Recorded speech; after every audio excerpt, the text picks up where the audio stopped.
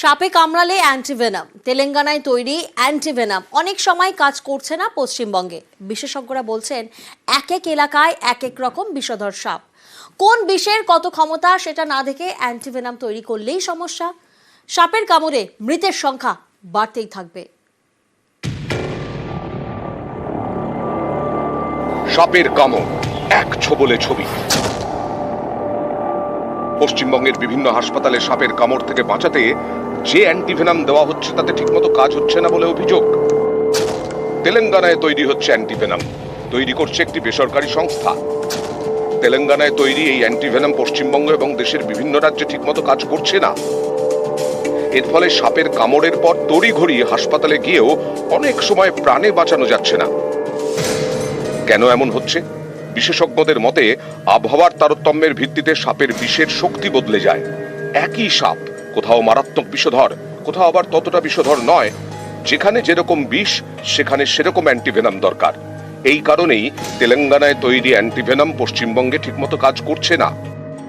অভিযোগটা খুব একটা ভুল নয়।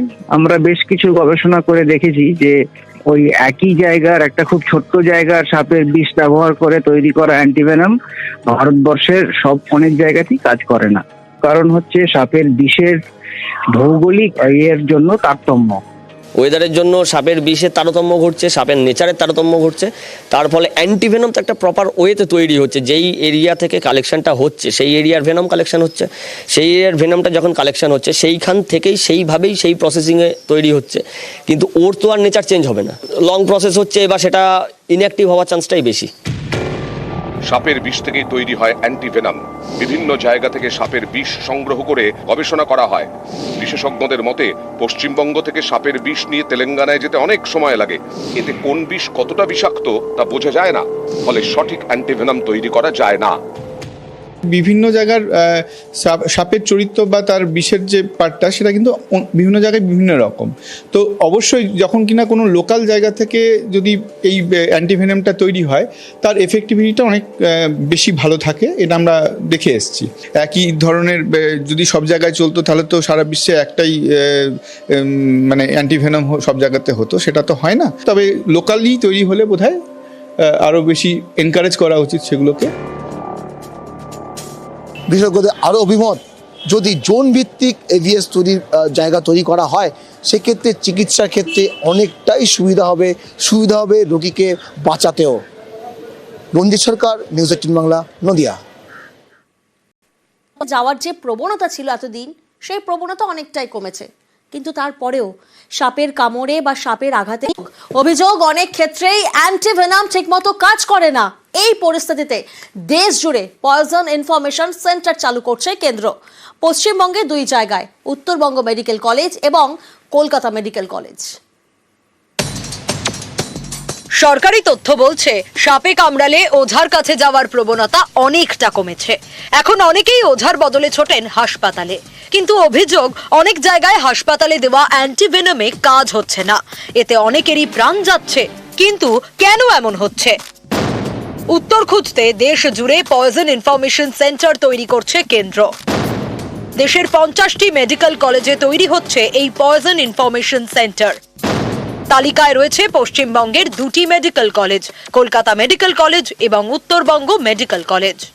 স্নেক বাইট ভিকটিম তাদের ট্রিটমেন্টের উপরে, সেই ট্রিটমেন্ট কতটা আরও ভালো, আরও আধুনিক, আরও বিজ্ঞানসম্মত করা যায় এবং যত ল্যাকিউনা লুফোলস আছে সেটাকে কতটা আরও ইমপ্রুভ করা যায়, এলিমিনেট করা যায় কতটা, সেসবের উপরে একটা পয়জন ইনফরমেশন সেন্টার।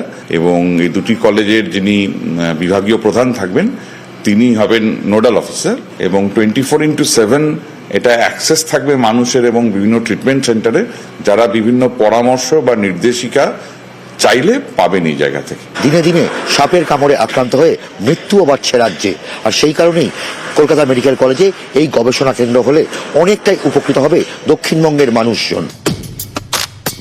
ভারতের বিভিন্ন জায়গায় বিভিন্ন ধরনের সাপ, কোথাও মারাত্মক বিষধর, কোথাও হয়তো কম বিষাক্ত। এরকম নানা ধরনের সাপের বিষ নিয়ে গবেষণা হবে পয়জন ইনফরমেশন সেন্টারে।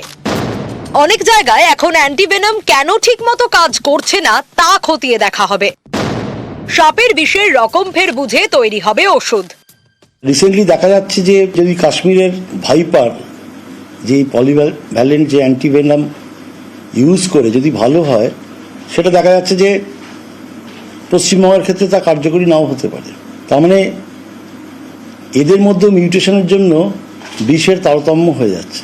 সুতরাং যে পেশেন্ট ভর্তি হবে তারা কি ধরনের উপসর্গে আক্রান্ত, কি ধরনের সাপে আক্রান্ত, তার বিষের প্রকৃতি নির্ধারণ, এবং যদি সম্ভব হয় তাহলে এরিয়া স্পেসিফিক অ্যান্টিভেনাম প্রস্তুত করা।